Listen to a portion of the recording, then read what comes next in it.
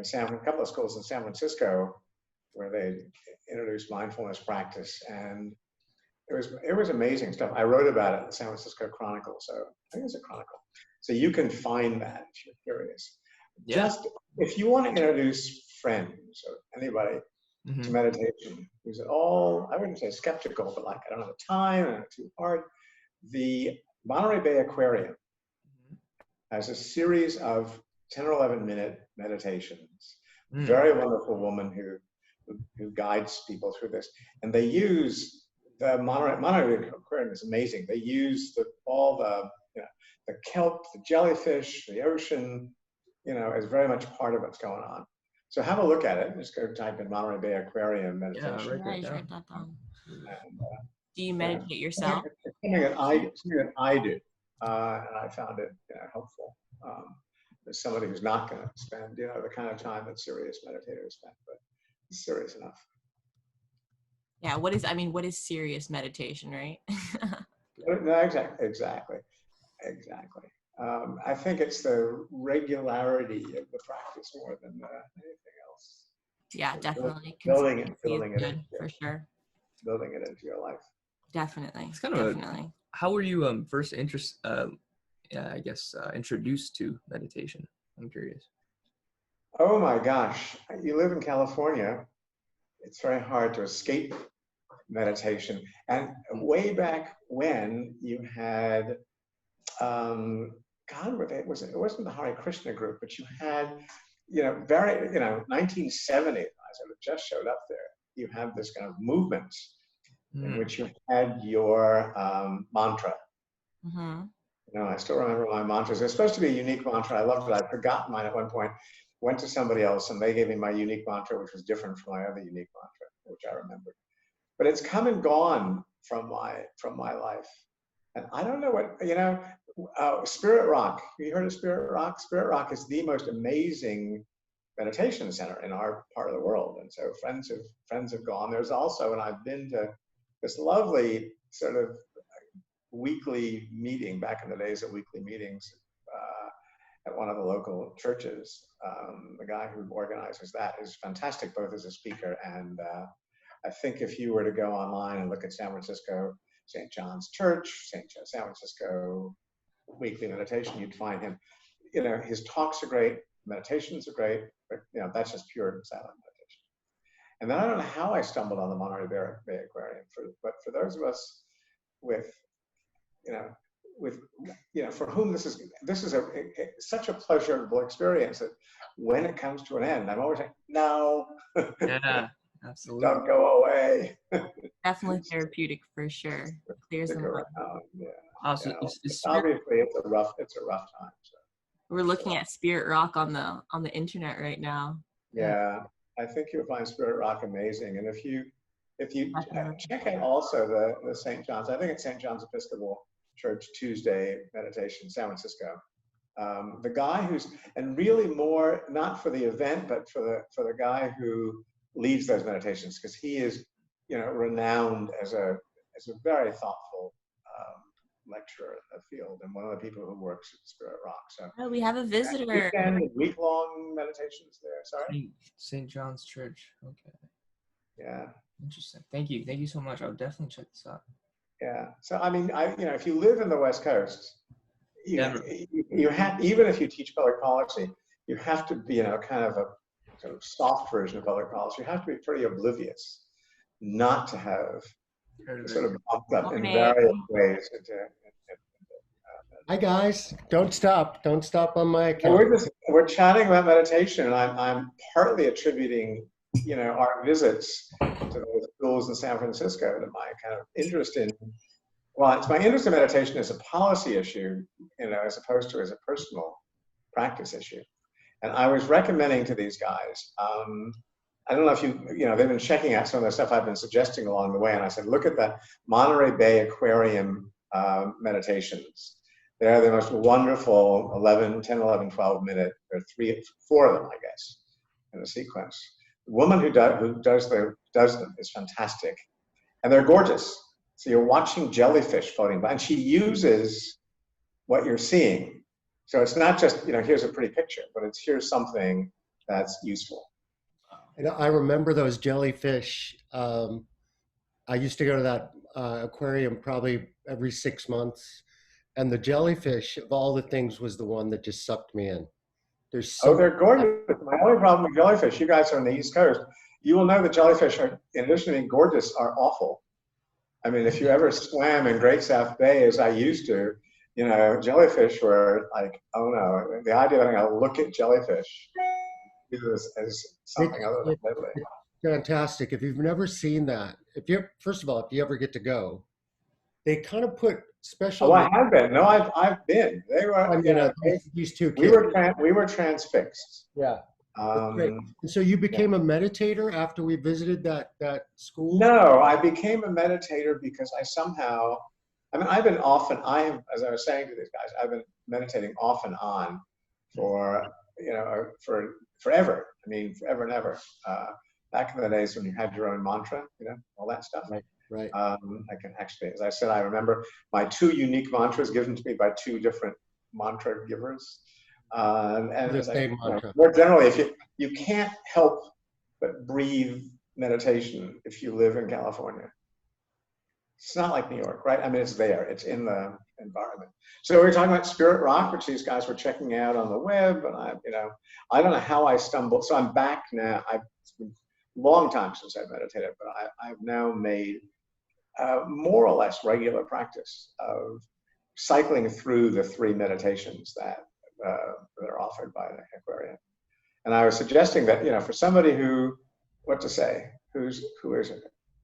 an amateur, whatever the right word is, it's an easy way in. And for many people like me, it's enough of a way in, at least for now. Yeah. Until there's a Spirit Rock back, you know, on the ground.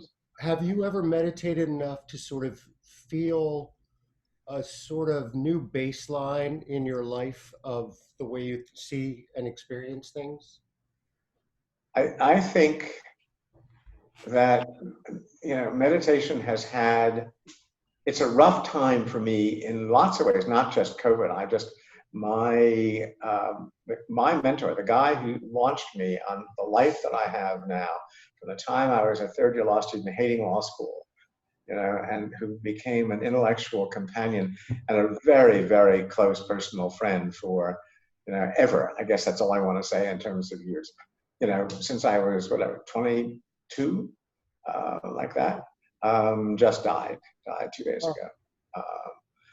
So he's the second of, yeah, thank you. Well, he's the second of, you know, another very good friend of mine, died of cancer beginning of August, and I gave a talk at her memorial service. That was a killer. And there's a 3rd friend who had a botched surgery, and I think he is on his way down this road. So it's a lot of death, in addition to the COVID death.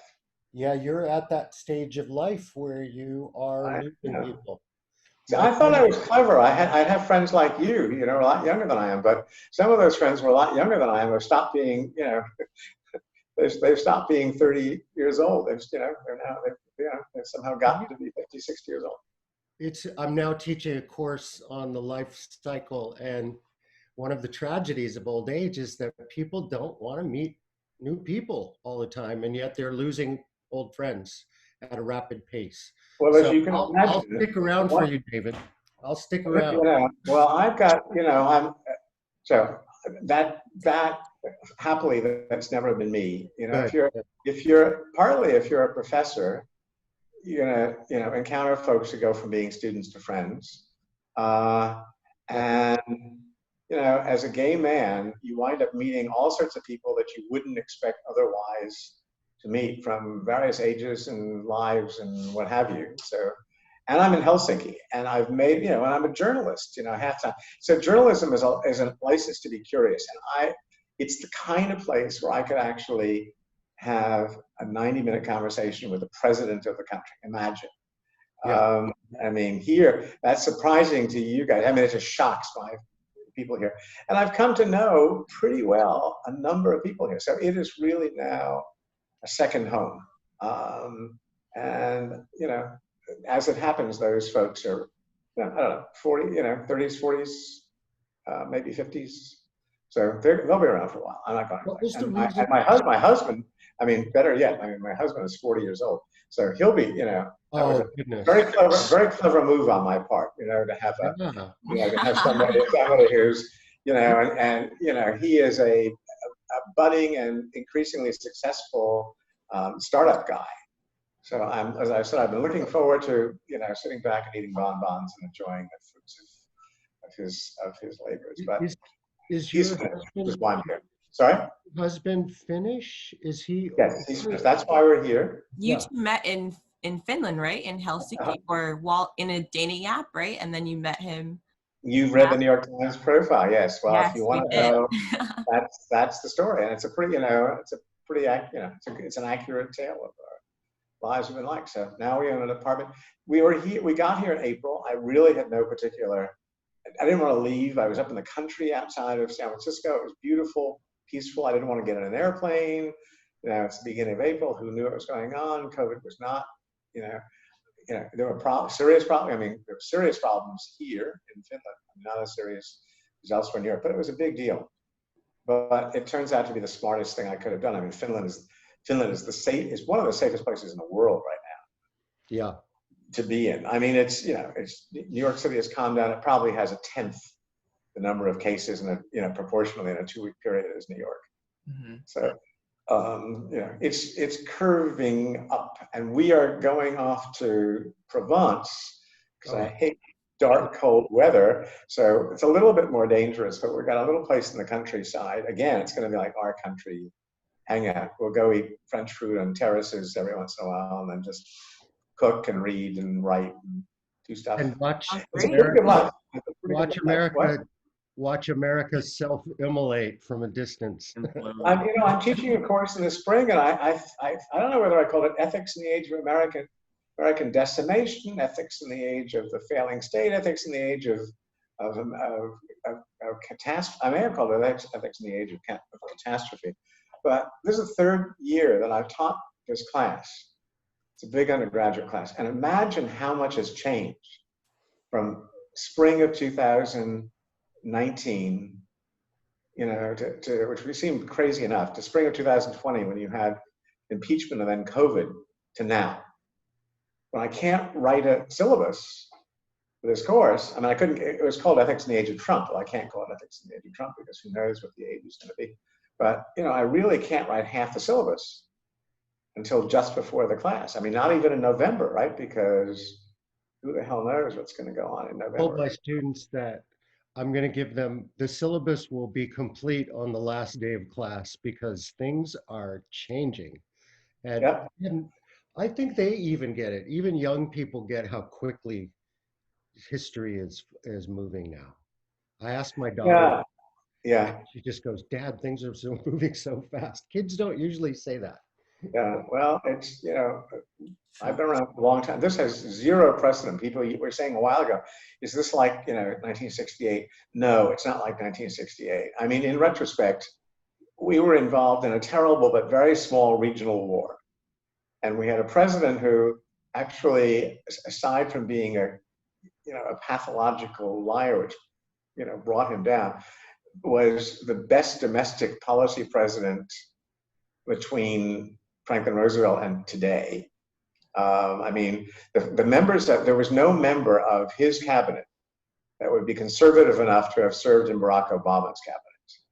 So that's how much life has changed since he was president. And, he brought us to China, blah, blah, blah.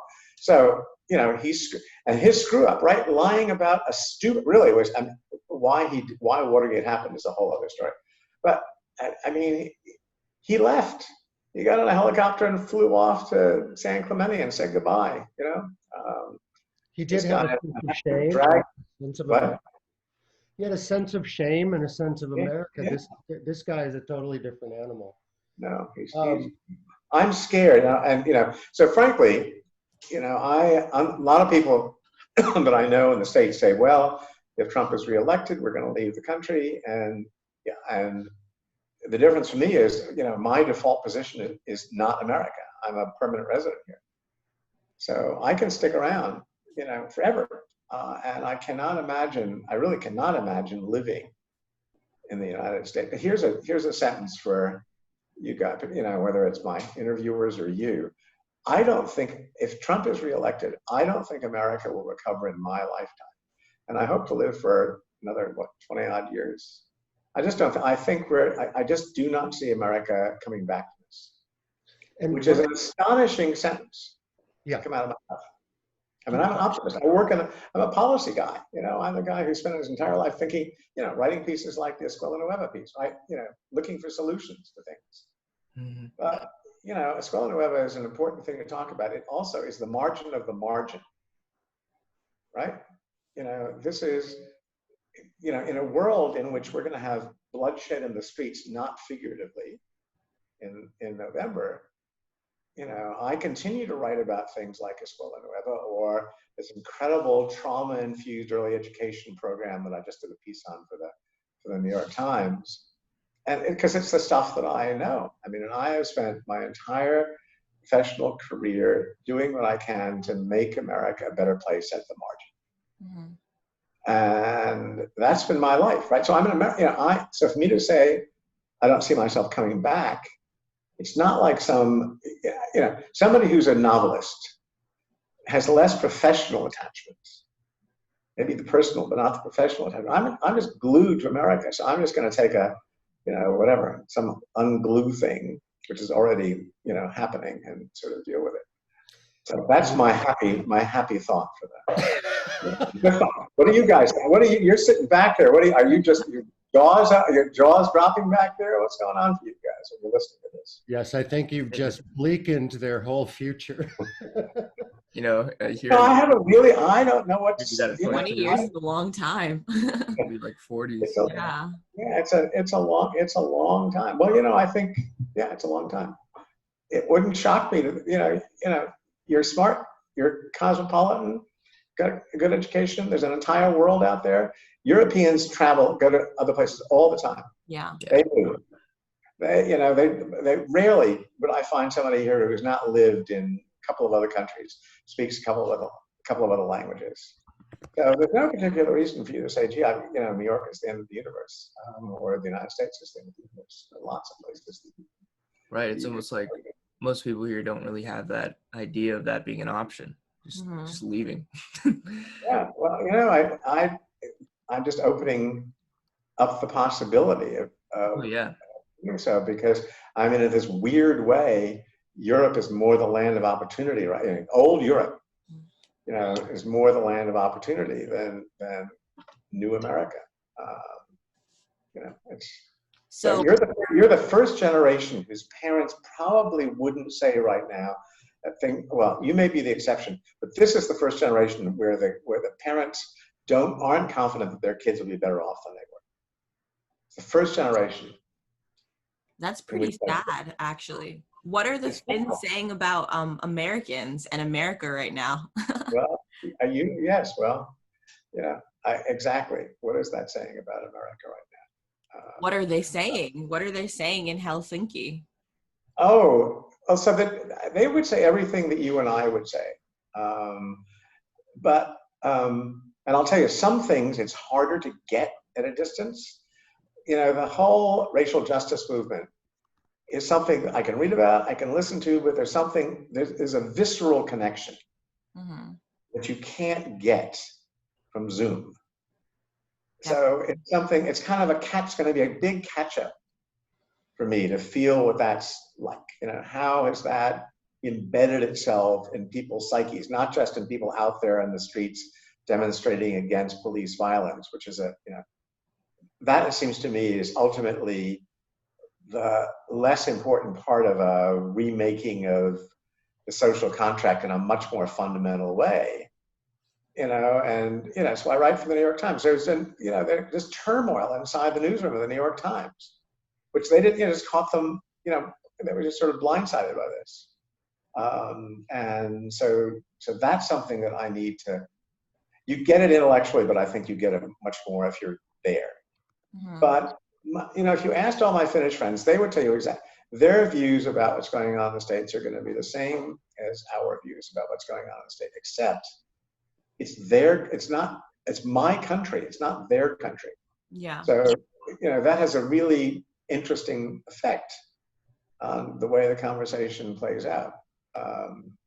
So it's not, it just plays out in a way that you're not talking enough. If I was going to sit, I'm going to try to find somebody, probably my husband. I'll wake him up at 2 a.m. to watch the election returns or whenever they show up in France. But it's just, I would be with a gang of folks, and you get the energy of being with real live room, non-virtual, getting together with people to watch the election returns. I hope you guys do that because it's a very different, it's a really different experience. And I'll miss that, unless I can find someone in this little village in France who's hanging out and who's an American. I'm doing my little bit now to try to get expats to vote. Right.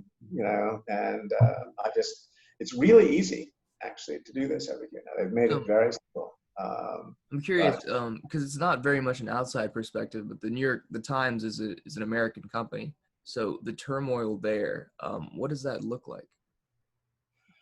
Oh, it's all about variations on the theme of racial, bias, racial insensitivity, really racial, it's kind of like, it's the whole woke, here you've had a bunch of white guys who've made some sometimes stupid particular decisions that stir up feelings that have been under the surface a long time. And I think the fact that it's a virtual world makes it harder to have a real conversation about that. Definitely. I mean, we're having this conversation and you're getting 75% of me and I'm getting 70, but it would be really different if we're in the same room. Right. Body language, you've got the real expression. It's just, so that's what, they can't have. And so it's much easier to create confrontational relationships and harder to create, conversations, I think, when you're not together in the same place. So that's what's going on in the Times. And it's hardly the only place that this is true. There was Nike. I mean, there's a really interesting story of this African-American woman who goes to work for Nike. And it's her dream. She's a designer. It's her dream job. And she sort of goes from that to being the person who just finally has had it in terms of what Nike is doing. And, like her parents are saying, what are you doing? You're throwing away your career. And she's still out there protesting what's going on. If you want to hear more about her, the New York Times show the podcast, The Daily, if you were just to Google some version of what I just said, you'd find that version of what's going on. So it's, and it happens, it's going on in universities, of course, where right. I can only imagine that you don't have that confrontational aspect even when you teach.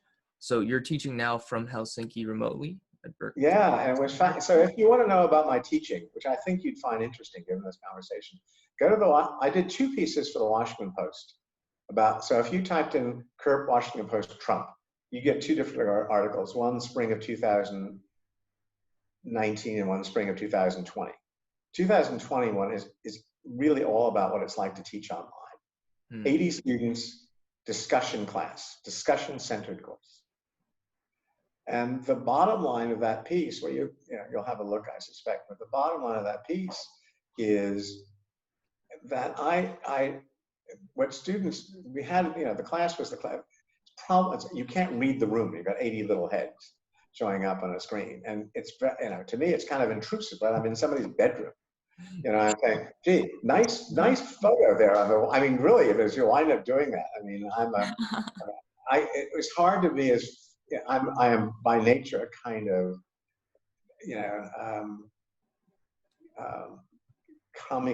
comedy shows up in what I'm talking about. Really much harder to do that when you're having an online conversation.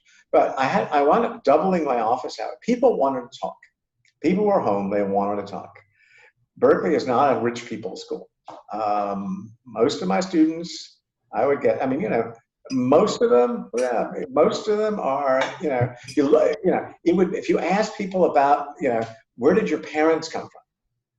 And you just took a list of each parent, you probably get 180 different countries represented. So it's that kind of a group. And, so people are home, they're not living in some fancy Upper East Side apartment or out there in the Hamptons. They're back in wherever they are, and wherever they are, they're with their parents. And their parents are treating them like they were still in high school. Right, like the hospital house, because that's an issue that, that everybody, so they want to talk to another grown-up who's not going to treat them, like their parents. And so, those office hours wound up being much more kind of counseling sessions. Absolutely.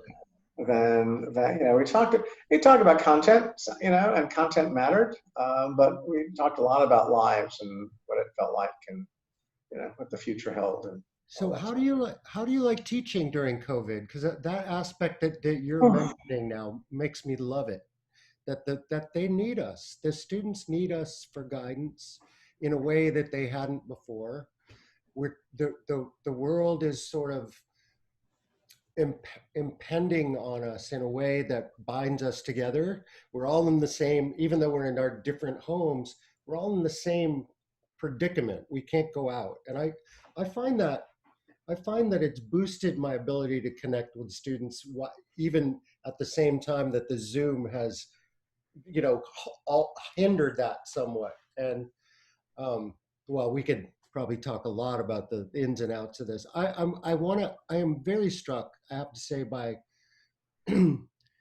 something you said about, this is my wheelhouse. And so even though the world is in flames, I still reporting on the stuff I always have. And I think I'd love for you to,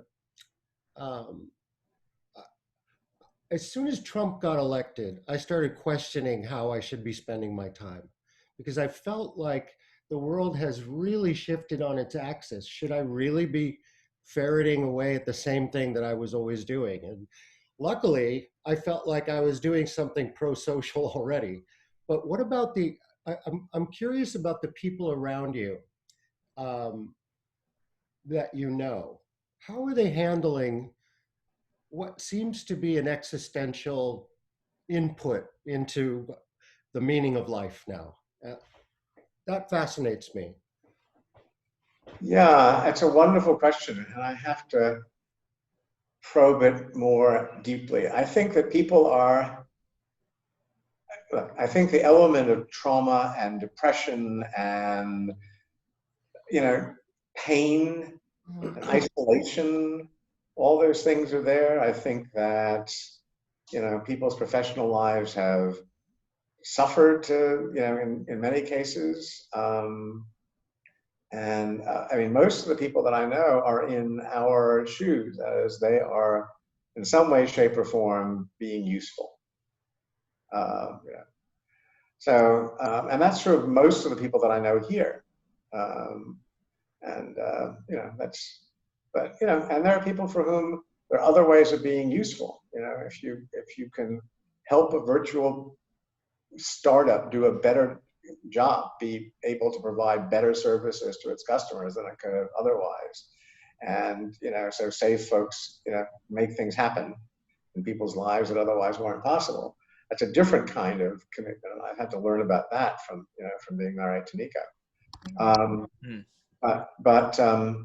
So I'm doing a little bit of work now with I was on the Obama transition team, as you probably know, doing early education. I'm doing a much more modest role in that area in the Biden team. They have lots more people, but that's my microscopic contribution to the election. And one of the frustrations is, my plan back in the day, right? Man plans, God laughs.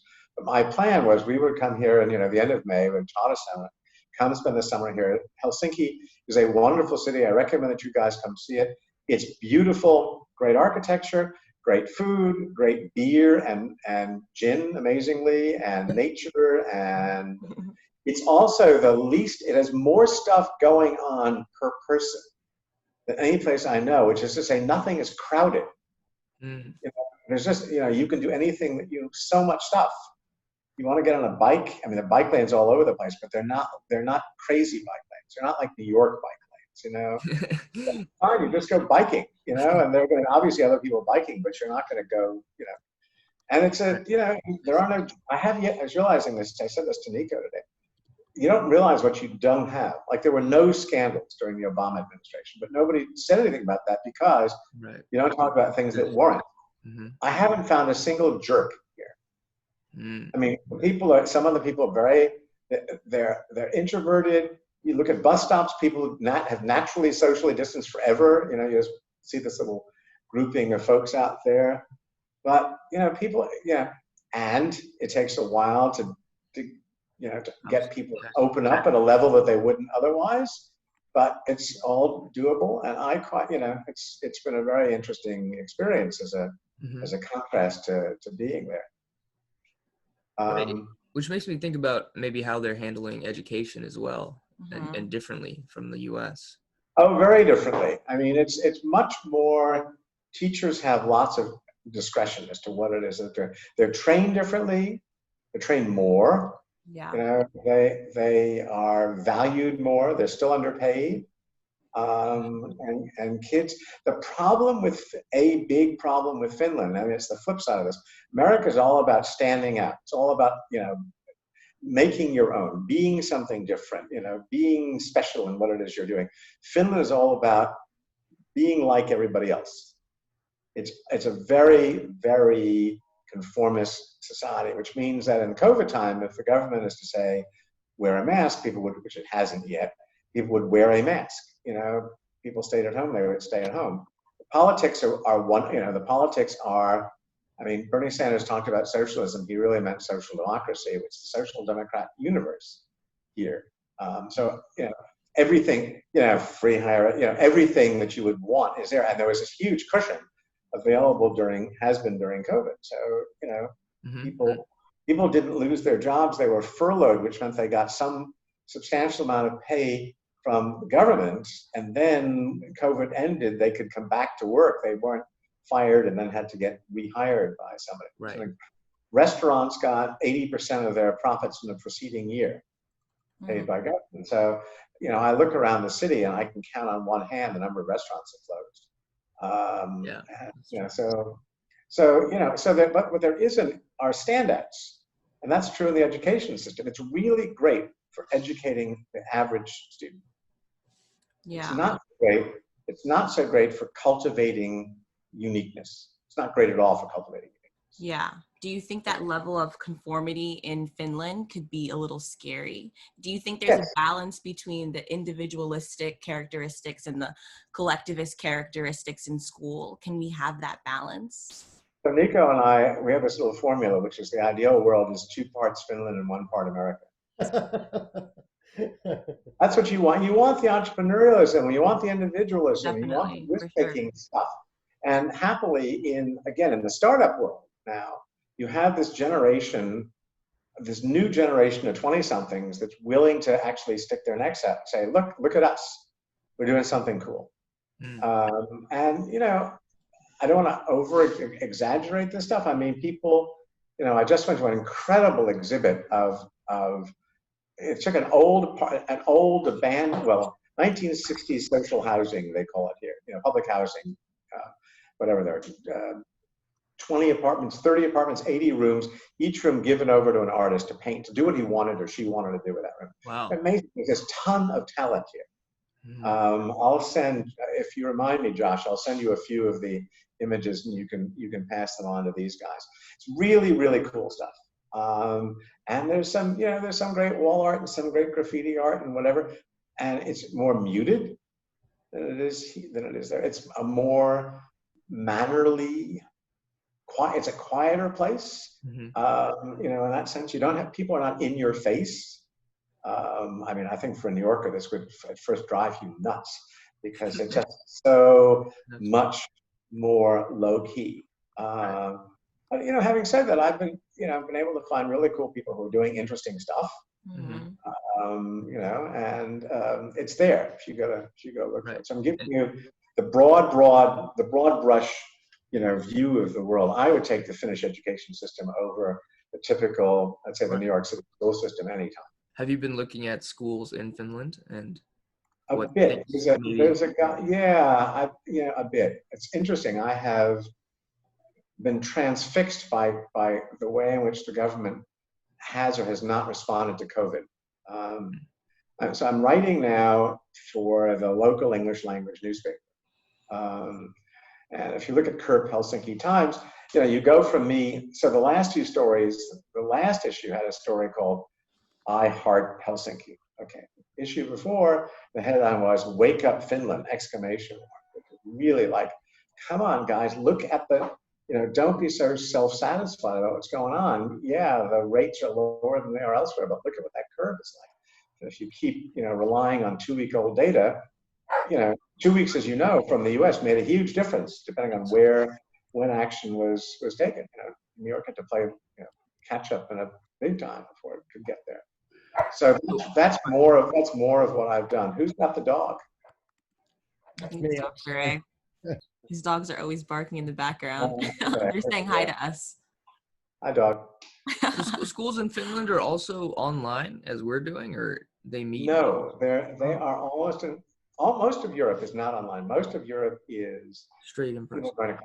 Some of Europe didn't even close down. In fact, and Finland is an easy case because, again, the COVID rates are so much lower than they are in the States. There's no, again, Vermont's the best state in the country. I mean, they've got to be at least 5 times lower than in Vermont. So, and there has been, I don't think there's been, I shouldn't say none, but very, very, very few cases of COVID transmission. But, and look, in March, the government declared a state of emergency. The first time it had done that since this huge war with Russia in 1940. So that was a big deal. Mm-hmm. They cut off the Helsinki area. You couldn't get in and out of Helsinki because that's where the virus was concentrated. And they lifted that. It was not as crazy. Well, it's not as strict as what, let's say, some community. People were not locked in their homes, but there was a set of reasonable rules that were modest by many American standards and gradually were lifted. And basically COVID disappeared during summer, like disappeared, like you might have in the whole country in a given week, you might have 5 cases. This is a country of 5.5 million people. Wow. And now it's creeping up to 30 or 40 or 50 or 90 cases per 5.5 million people. Still a very small number. I mean, to give you an idea, if Finland was the size of the United States, the U.S. would have had 20,000 fatalities, not 200,000. So. Wow. So as you know, people are going to school. Now there's this tepid recommendation, really tepid, that high school students wear masks. We'll see if that actually happens. It's to me really frustrating that because the government hasn't said, remember, it's a society that follows the rules. It's a society that trusts public health folks. It's a society that, the public officials now are getting like 90% approval ratings for the way in which they're handling stuff. I mean, 90%, whoever hears about that. Wow. So if the government were to say, you must wear a mask, people would be wearing masks. But you go on public transit, which is not crowded, and you might find 15, 20% of the people wearing masks. It's kind of like, what are you doing? People, what are you doing? So then the people are kind of naturally conformist? Like, do they do this? It is naturally conformist. It's because it's a society that takes care of you. Mm. It's very easy, right? You got childcare, you got minimum basic income, you got subsidized housing, you have free education all the way through university. You've got health benefits. Wow. Embedded in the culture. This is like, it's the Nordic model. It's really, it is what Bernie Sanders did not understand, because there is a serious market component here. It's not just that. Mm-hmm. All these countries are really good places for people to do business as well. But that's and every party, there isn't any disagreement about the value of that kind of support. None, across the political spectrum. So it's not like they're systematically kind of like subduing individuality at school. No, I don't. No, I think so there is this phenomenon. It's not just here. In Australia, it's called the tall poppy syndrome. Mm-hmm. And people just get this. It's part of the culture. It's something that you get as a member of the family. You don't stand out. You just don't. Tall poppy syndrome in Australia means, the tall poppy gets chopped off. Oh, wow. That's the tall poppy syndrome. And so, you don't want, so that to stand out takes more work here. I guess I would say that than elsewhere. And again, it's not as though there aren't people who do it. but it's, again, this is my 2/3 Finland, 1/3 US. There isn't enough of that kind of energy. And, at this, listen to the public health officials, trust the politicians you elect, makes sense as long as you have these politicians. By the way, take a look online at the cabinet, the Finnish parliament cabinet. It now has one new older male member, but it looked like until the cabinet looks like Charlie's Angels, if you ever saw that show. It's 30-year-old blonde women, all one male in the cabinet. It's just a whole, and it's just a whole other world in every way, shape, or form that you can imagine. And yet, if you want to organize to get something done, if you want to make racial discrimination an issue, it's just very hard. There's no traction for this. There's no traction for group stuff. Right. I'm having breakfast next week to talk to the ombudsman. She works on mostly employment discrimination stuff. So this is if you look like you guys, you'd have a much harder time getting a job here than you would if you looked like what you think a Finn looks like. Yeah. And so they've done these kind of blind searches, blind studies. If you have a Russian name, there are lots of Russians around here because, where we are. You have a Russian name, you probably are half as likely. If you've got a Somali name, you're probably a third or a quarter as likely to get an interview than the white person with the same Finnish guy, the native Finn with the same credentials. So that's the conformism side to this story. And it's a reminder of what makes America an amazing place for all this crap that we're talking about. You can't. Being an American is something that you can become. You can become an American, quite quickly. And people don't all look the same. And if you're in the parts of the country where people do look the same, that's where Mr. Trump's voters come from. But lots of the country, people don't look like each other. And that works. Nobody's fussed about this. Yeah. Do you find that some Finns complain about the lack of diversity? I know a lot of people complain about a lot of things in America, like politics, division. What do the Finns complain about? It's really, they complain about everything. At some level, they complain about everything, but the complaining doesn't go anyplace. Yeah. They also, it's really interesting. So if somebody does something nice to me, in a store or wherever, I'll say, thank you very much, or that's great, or, you're my hero for doing whatever. They never hear that. Mm-hmm. People don't get complimented. A different kind of story. So there's a wonderful restaurant on the southern part of the city. Most of the city is surrounded by the Baltic Sea.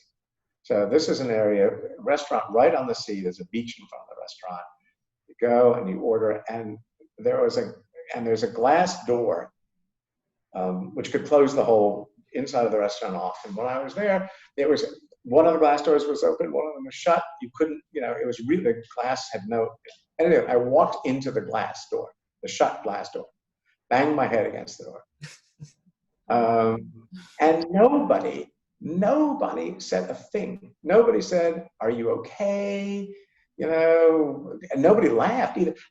People would turn their head away. And they would do that as I started because they didn't want you to feel embarrassed by what had happened or ashamed of what had happened. Interesting. So you pretend it didn't happen. Amazing. Yeah, that's so. So I had to go find out what the fuck is going on here because, hey, I didn't get my head against this window. Isn't anybody going to sort of pay any attention to what's going on here?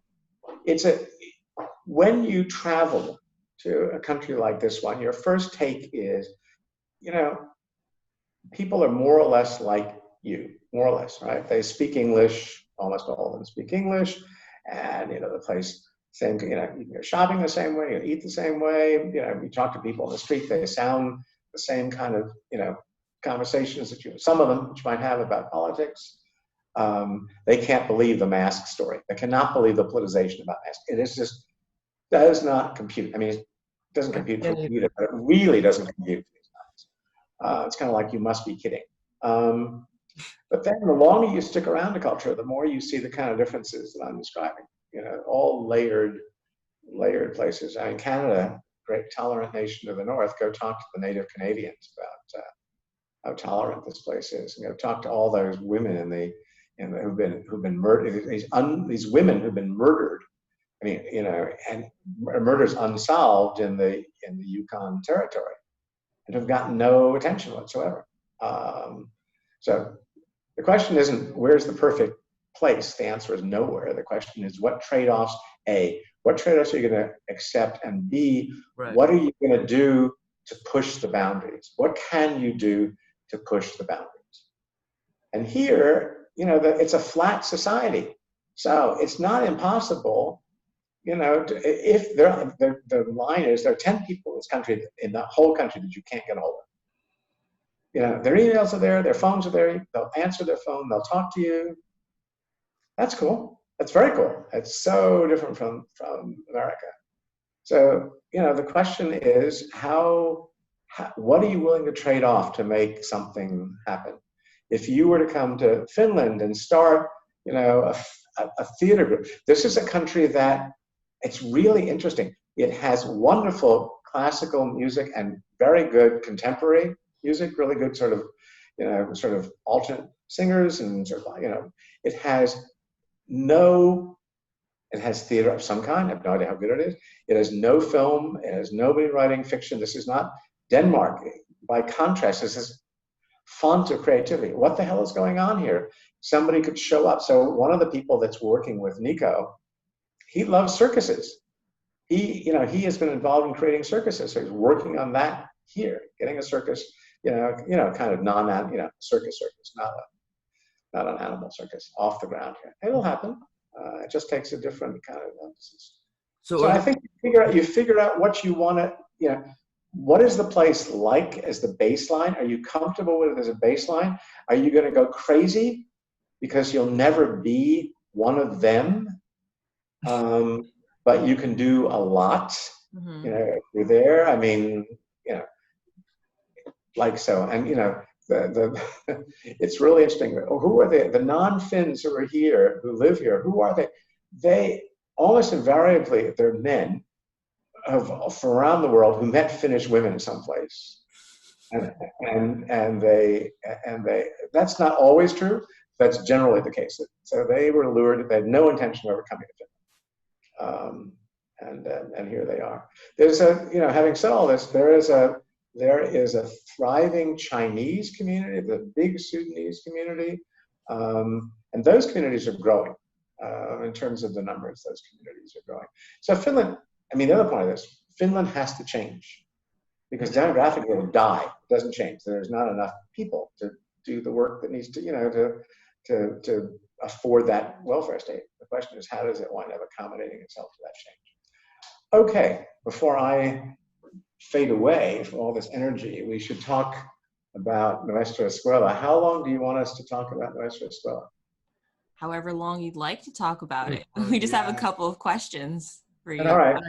I think it would be good to blend it in with your general notions about education, because you've written, interestingly, I looked at your books and I see you started with preschool and the sandbox and the No. You're 30 years late. Well, and then you went to the college dropout scandal. So this suggests you're not. No, then I went to K-12. K-12, right? K-12, and then the dropout scandal. So the next stage of life that you're going to write about is adulthood, right? It didn't work that way. I had no agenda. Look, you're the child of Claude Steele, and you will forever be the child of Claude. You've branched out from that. But there is a kind of intellectual root for what you were, at least, is that's who you were. I'm not the child. I'm a guy who got a law degree and stumbled in, and cared about education, and because law is a magpie discipline field. That is to say, it takes all of its stuff, all of its substance from other fields. There's nothing in it by itself, almost nothing in it by itself.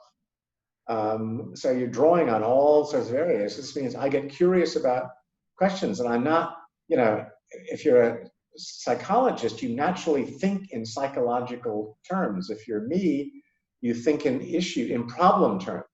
Right. What's going on here? Why did this poor Latino immigrant school district, and that's really the best thing I'll ever write, that book. Why did Union City, New Jersey, right across the way from you guys, how is it that they've done so well by those kids? What's going on? So I spent, a long time there. I spent a year and a half basically hanging out in those schools. Why did preschool become the flavor of the month? It's kind of like ideas show up someplace or other. Like that. I just thought the next idea that might show up for you would be like, it would follow the sort of stair step up the age group, because I didn't realize, I don't know if you even realized that it followed that pattern. Anyway, these guys should read everything, and what I'd like you to talk about is Escuela Nueva, but as it fits into your overall view of what you've learned in all these years. So I have actually never, it just occurred to me, I have literally never done an interview with headphones, because it's going to make Nico's life much easier if I figure out how to attach them to this computer. So how's that for embarrassing? I'm actually really curious in how he's handling online classes as well.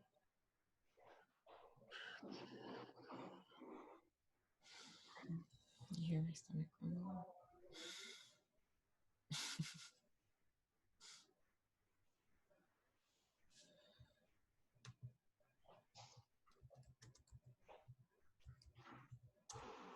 Let's turn this on.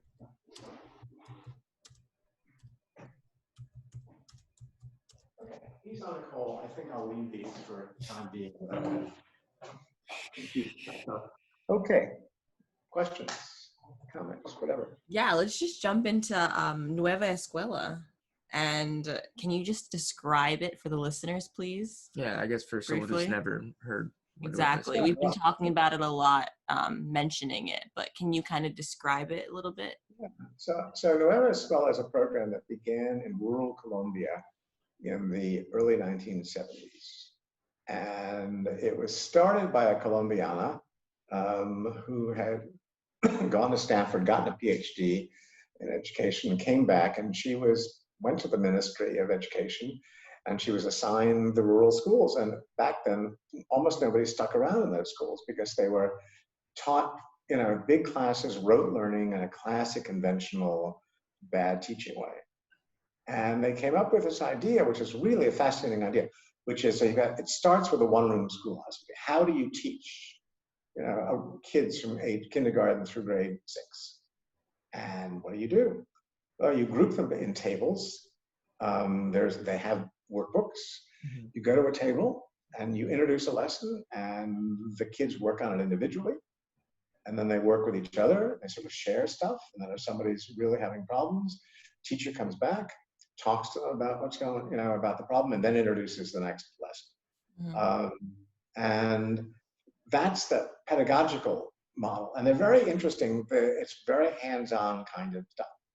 So that's part of what this is. These are also schools as democracies in a way that I don't think any American school approaches. So students are responsible from the beginning for things like, these are elementary school students, designing a day for parents, figuring out what a project is going to look like, identifying what they want in the sort of corner of the room that is local stuff. So I was at one school where they designed a sort of day of peace for these parents. They, in one place in the middle of a slum in Colombia, they got a little school radio station going on, and they decided, you guys will love this, that they needed a kind of calming room. So they got these sort of beanbag chairs. They took an empty room, and kids could just go and hang out there. Yeah. And when I spent it, this is a school, when I was there, I went to Colombia because I was really curious. And I was taken to to the rural schools that a lot of people had been to. Very impressive. But then I was talking to this teacher at this meeting, and she was teaching. She'd moved from there to a city nearby. And I said, can we come see your school? Well, no, the woman who runs the program, Vicky, who runs this program, said, sure. I mean, we went to the school, and it was kind of like totally impromptu. The next morning, right, and we were greeted at the gate of the school by a little cadre of the student council who'd been elected by all the students. And so that said a lot to me. It said that and then I said, open the gate, and said, which classroom would you like to go to? They asked me, you pick it. Mm-hmm. So just think of all that's going on there. The school trusts the kids, little kids, enough to be the people who meet with these visitors from afar, right, and trusts the kids enough to say, okay, you can decide. There's not going to be, we trust you to also to figure out where these visitors should go, what class should they see, what's going on here, and that was amazing. And they put on these events. I was there for Halloween. Halloween is a big deal in Colombia. So they put on this Halloween costume contest for their animals. So you had donkeys and parrots and dogs and cats dressed up in Halloween costumes that they organized there. The kids were amazing. So they were learning, hands-on curriculum, and they were also learning, about being engaged participants. And I really don't know of even of many high schools, let alone elementary schools that are right. like that. So I got excited about that. And it's been around, as I said, from the 70s. It's spread worldwide. Vietnam adopted a version of this program. It's in Mexico, it's in Brazil. I think it's Zambia, one of the African countries, I believe it's Zambia, that sort of began its own version of this program. You've got millions of students who are educated this way. Well, nothing in education looks like this. Education is all about fads. Things come, things go. Mm-hmm. So once upon a time, you have John Dewey, who was talking about constructivist education. That's a century ago. Now you have deeper learning, which is all about constructivist education. It's very much old wine, new bottles, same stuff. And it will go, and something else, some other label and some other way of describing something. Mm-hmm. But here, to have something that is as impressive as this, and able to survive, among other things, the political changes in a country, because, if the new education minister comes in and for whatever reason doesn't like the folks who are responsible for this program and wants to kill it, how do you float down that river? How do you survive? So I was just very impressed by that. Is it kind of like a setup like this possible on a bigger scale? What do you see as kind of the future of education? We tried. I think in a much too low key way to bring a school over to the U.S. I think it's very possible. It's easier because one of the things I said to the folks who organized this is, you've made a category mistake. There's nothing rural one-room schoolhouse about this. This just happens to be where you started. This is a way of educating kids. So if you take a classroom with 30 students in it, and you then have, a teacher's life is a whole lot easier. 5 tables or 4 tables, with 7 or 8 students at a table. The teacher is going around to each of the tables, setting the lesson. Folks are talking with each other. Next lesson happens, they can come together and do stuff. They have opportunities in a way that, your one-room schoolhouse teacher doesn't have. So, and they've done amazing other things. For example, kids who come from war zones. How do you educate those folks? They develop a curriculum to do this. And the kind of work they're doing, the kind of teaching they're doing and learning they're doing, it would fit really very well into a progressive education system in this country. And this could be integrated online as well. Well, that's what, so when I started talking to some of, the folks that Josh knows well, the social psychologists at Stanford, who I met and came to know pretty well while I was working on the higher education book. I was talking about, so how do you deal with this phenomenon of belonging, which I think is so important? How do you get students to feel like they are part of an institution, a community that cares about them? Yeah. How do you make that happen? And, and I was writing at that point about, big universities, that, how does University of Central Florida with its 60,000 students, what does it do? Give people a sense of connectedness. How do the community college, City University of New York community colleges, what do they do? And I wrote about that. And there's that's a major theme. The kind of, you need the person, you need somebody who has your back in that place. Yeah.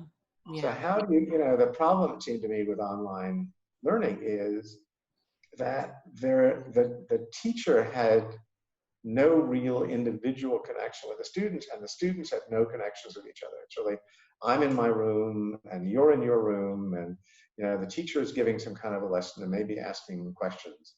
If you imagine creating little clusters, online clusters, so that you're just wired as a group of 5 or 6 students, you're talking to each other, you're the table, you're the virtual table. Yeah. The teacher is looking over your shoulder.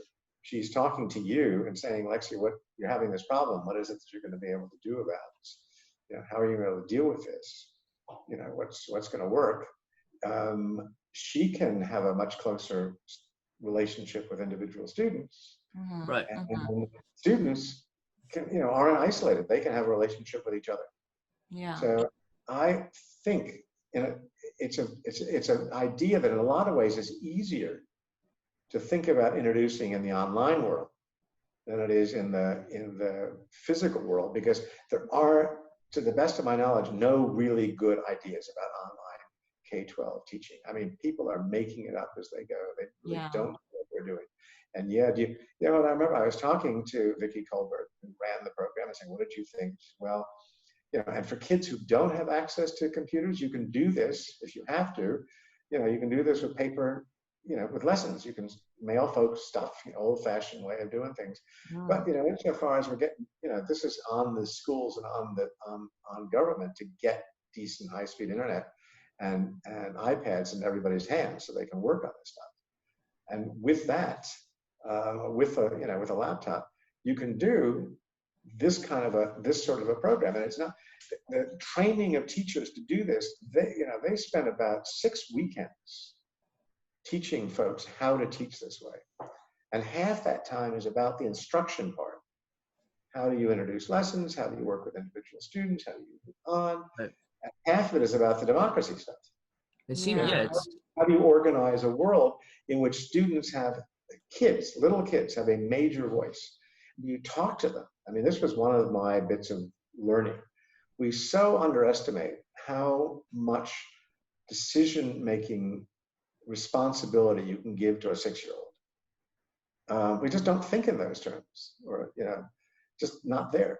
So that's a big part of what's going on in the Scuola Nuova in sort of real life.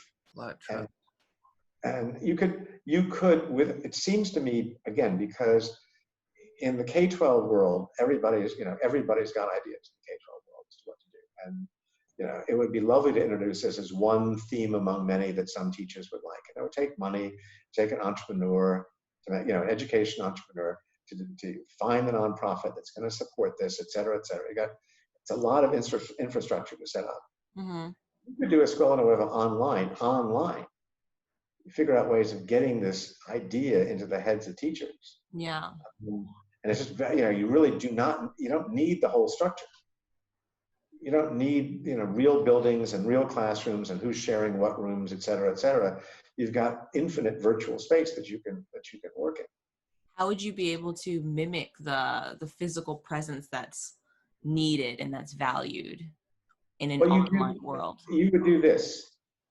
So, you would have, just imagine if now you're in a little pod and there are 6 of you, not 2, but there are 6 of you, and then there's me. And most of the time, and there are 5 groups of 6 in the class. And most of the time you're working on your own. And I, as the teacher, can helicopter in whenever I want to, figure out what's going on, just as I'm sure you had breakout rooms when you're doing online instruction. Yeah. That's what these are. These are breakout rooms. That's all they are. They're breakout rooms. So the students, what is important about that is students are talking to each other. And then the teacher shows up, and is talking to the students, and then goes off and talks to another group of students. Yeah, it's collaborative. Really as simple as it is. And the students are working. So the idea is you give a group an assignment, each person goes off and works on it for X period of time. Then they come back together, they talk about it. If they've got real problems, they help whoever it is that's stumbling around. The teacher comes back, provides further help, and so forth. And the conversation continues. And the big task, it seems to me, is getting students to take this kind of responsibility, so they're not goofing off when they're in small groups. I think that's quite teachable. If you can teach kids in inner city 8th graders or 5th graders in an inner city school to meditate, you can teach those kids to work together academically. I think that's childlike. There's no closing your eyes trauma. There's just, my God, we're actually getting to do something together. Right. It's kind Once you get kids into it, they get excited about it. It's a two-way street. The teacher trusts the students, and the students trust the teacher to allow them to kind of run their own breakout room in a sense. Exactly. I'm guessing the teacher shows up occasionally to be helpful. I mean, it's what I do in breakout rooms. I'll show up and say, what can I do to be, what's going on? How can I be useful, if at all? Have you thought about this question just to complicate people's lives? And I'll go away. And then at the end of X amount of time, groups will report back. Do you think teachers kind of lack a sense of trust with the school as well, though? And I would probably assume that the pay has something to do with this. I think most teachers love teaching, and if you ask them, they love what they're doing. And although they're going to gripe about their schools, I think most teachers they wouldn't swap what they're doing for the world. So I don't think and I think the idea, they're got to be frustrated now. For one thing, schools are open, schools aren't open, schools are half open, who knows, right? New York City has been like an accordion on this subject. I'm a teacher, I'm going to be really frustrated because I don't know how to prepare my lessons. But if you said, okay, we're going to develop this unit of material that's going to be taught online because we know we're going to be online for a chunk of classes. And my hunch is that even when we return to quote unquote normal, some schooling is going to continue online much more than before. Josh says, don't teachers are wearily accustomed to being slapped around? Some teachers, yes. Some teachers, yes. I think, what to say, it would be great if teachers had more respect in the society in the way they do in, let's say, Finland. Teachers are very much a respected group. But that doesn't keep them from wanting to teach well. That doesn't keep them from wanting to connect with their students. If you've listened to any of the podcasts involving teachers during this time, it's all about that. I mean, it's frustrating because they want to be back in the classroom with their students and they want to be safe. So it's just this really tug of war, psychological tug of war for them. If you can create a world in which you can be online and really be with your students, then at least until life gets a whole lot better, it's a decent, compromise. Maybe you put it that way. It's a decent compromise. Do you think kids are now less resilient, less able to handle adversity, less independent? These are the arguments of people like Jonathan Haidt, that we're coddling our young kids. How can schools address this issue? That's a wonderful question about, and it's not just kids, it's college students, who, Definitely. In my experience, want more hand-holding. I mean, I remember sort of talking to Radina and said, you really want a 45-year-old guy to tell you how to organize your life in way A, B? You really want that? Is that what you're up to? It's like crazy. So I don't know what the answer is to that question. How it is that you get, it's a great question. How do you get students to be more resilient? Because in this context, I mean, you've seen the data on how much time students lost because they were online last semester. Yeah. And it's pure social, if we've got huge social class biases going into the system, they're mushrooms, right? So you get well-off kids, they did just fine. They learned as much as they would have learned in the classroom. You get the average student is going to have lost, maybe a month or a month and a half. You get poor and underrepresented minority students, they lost a semester. It's gone. So there are whole bunches of reasons why that's going to be true. Right? Some of them has to do with they don't have the technology. Some of them has to do with they're not in an environment where it's possible. Lack of monitoring at home. Yeah, they're at home. All sorts of stuff is going on at home. Yeah, exactly. And also for many kids, it is they really don't have. They haven't been asked to take this kind of responsibility for themselves. That's different. That's different. The ownership in their education. Yeah. Yeah. Very much so. So how do we tackle lack of monitoring at home? Like, what can we do about that with this online learning? We don't know how long it's going to last for, right? So. It's a really, I think we need a component that does not exist, which is parent education. Yeah, definitely. Because, you get some parents, they're working at home, they can do this, they can take the time, they can be in effect homeschool teachers, right? And then you get, folks who are essential workers. I love this phrase. It kind of means we're throwing you under the bus. That's an essential worker. All the folks who've got, it's the folks who are actually doing the kinds of jobs like fire and police and doctors and nurses, all those jobs. And then there are the people who are doing the crap work that's going to continue to get done. And somehow to call the guy or the gal who's collecting the garbage an essential worker is a kind of Orwellian euphemism, it seems to me. I mean, if they're essential workers, they want to get paid like essential workers. But those kids, they're out there working, and grandma has got the kids, because that's, and how does grandma learn how to do something to sort of keep the kids focused? That's really tough. So I start thinking about how do you get pods of kids together? And this again is where an idea like the Escola Nueva idea comes in. So if there are 5 or 6 of you, you can be talking to a bunch of kids, you can be talking to each other, and you don't depend so much on grandma to be the source of discipline. The accountability mechanism is your classmates. If there's 6 of you, one of you can't just go off and play video games. You're there, you're into this, and you got a teacher who's going to be coming in randomly to check up and first to check up on you at one point, but then to check in and see what can he or she do to help out in this process. So I think that's a way to answer this question. But otherwise, every parent that I feel sorry for the kids and for the parents who've been home for this time and haven't been able to go anyplace.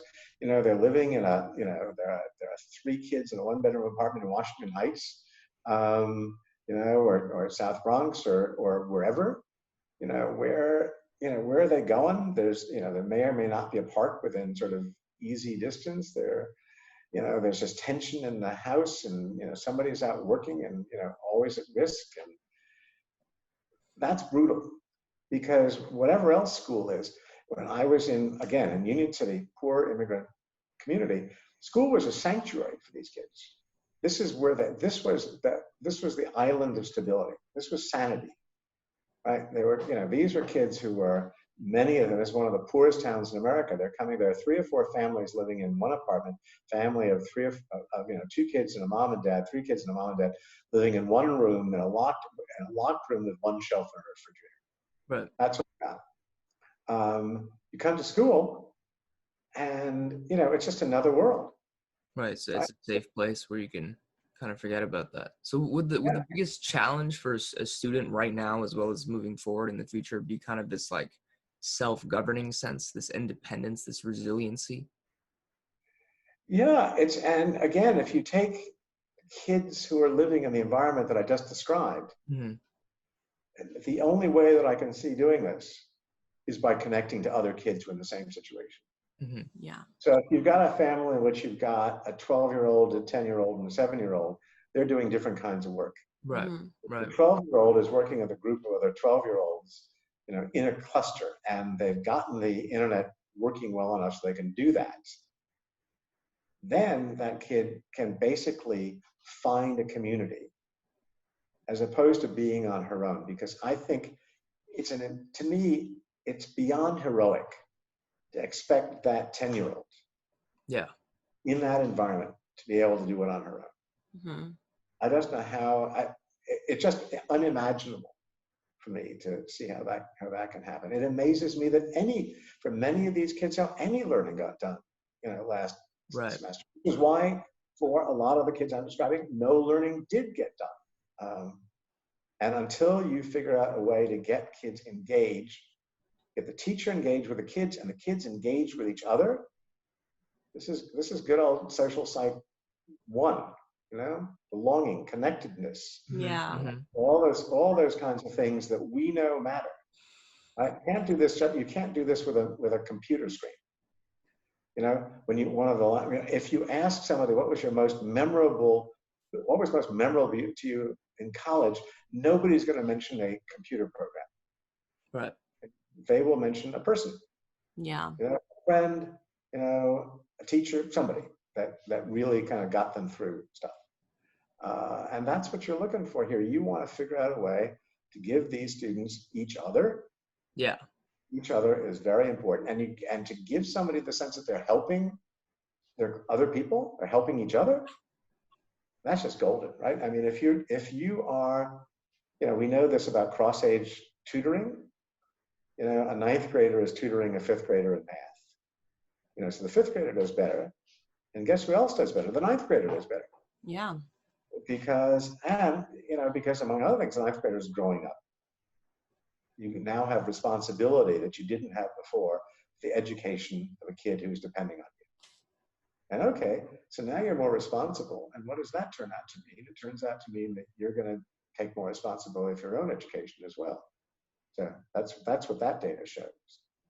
So trying to figure out how it is that across education, how do you bring in the personal?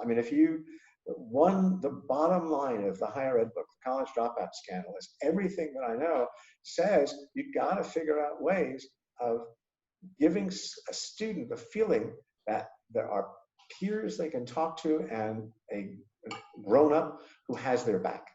Right. How many times did I hear the phrase "has my back"? Trillions. Yeah, going back to trust. Yeah. Yeah, it's all about, right. It's about trust. It's about sort of knowing that there is a support system. It's not something that you can do with a machine.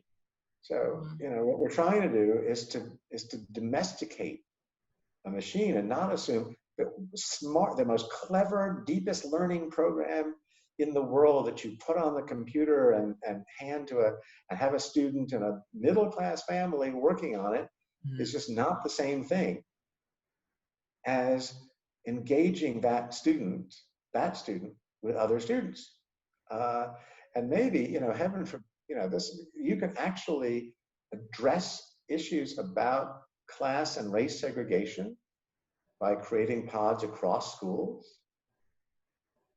So, you can have 5th graders in there's no geography in this story. Somebody can come from Staten Island, somebody can come from the Upper East Side, somebody can come from, Southeast Bronx, and you can just do it. Which is an idea that actually hadn't occurred to me until just now, but it is one of the potentials of this idea. So your assignments, you guys, I'll turn the tables back on you. Mm-hmm. So Richard Carranza, who used to be the superintendent in San Francisco, who I knew pretty well, and who, as Joshua will tell you, is very, very much into meditation and very much a meditator himself, and at least was in the day very approachable. If the idea intrigues you, run with it. And if you do, I'm here to be helpful, happy to talk to Richard. You can share the piece, the Washington Post. I did a piece in the Times about Escuela Nueva in Colombia, and there's a piece in the Washington Post about Escuela Nueva, which came out recently. Now, and what it is that you can do, and I don't think it is beyond imagination that a school one of the the districts in New York Mm-hmm. could do this. And this is where we go back to our conversation from before about, the great potential for entrepreneurship, social entrepreneurship in America. Exactly. Yeah. You can go beyond having a conversation with me to actually changing the lives of kids. It is absolutely, you've got the social intellectual capital to do that. It just means, it's like the conversation I had about, you don't have to stay in New York City, the United States, to make careers for yourself. You do not have to be, talking to, professors and other folks about ideas. It's an important thing to do. But if you're so minded, you can really stretch your boundaries, go beyond that. It's so true. And also, I was thinking the other reason for that this needs to go beyond talk. And I'm glad you're making a documentary